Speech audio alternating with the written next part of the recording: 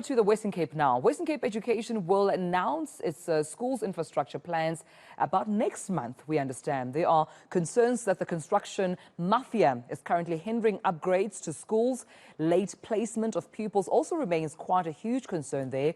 So eNCA reporter Nobesuthu Hejana is joining me right now from Cape Town to paint us a picture of what exactly is the reality of the province. And Nobesuthu, a very warm good morning to you. It seems that, oftentimes when we hear about the Western Cape lamenting the issues around the construction mafia, one would think it's more to do with, either projects that have to do with the private sector. But now we also understand that it's schools that are equally affected.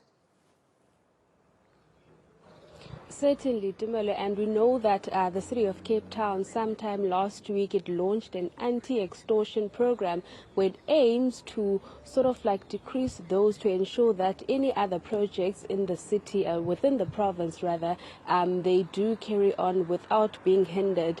But looking at the Department of Education in the province, many would understand that every year during the year, or rather in the beginning of the year, we see scores of parents and children that are still complaining about the fact that they've not been placed, and we understand that this is due to a number of people, so we hear from authorities, that are moving to the Western Cape.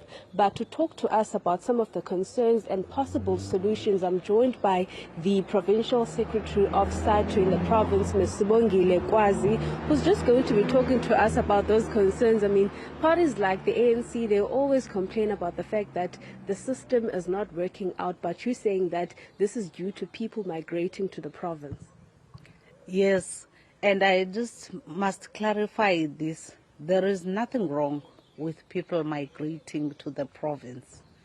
The most important thing is that people, when they come into any other province, they must register their learners early so that they can be accommodated and arrangements can be made. We were proactive as SADTU, for instance.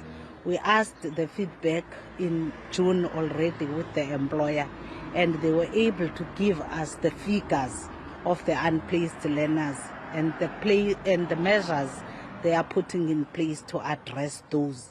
So we are worried as SADTU about those who didn't register online and will only come up at schools when the schools are open in January. And I mean, we're not only worried about those, but we know that it's also putting pressure on the system and the teachers. You were telling me earlier that there's not enough teachers to accommodate the pressure that you guys are seeing, and what should be done for that?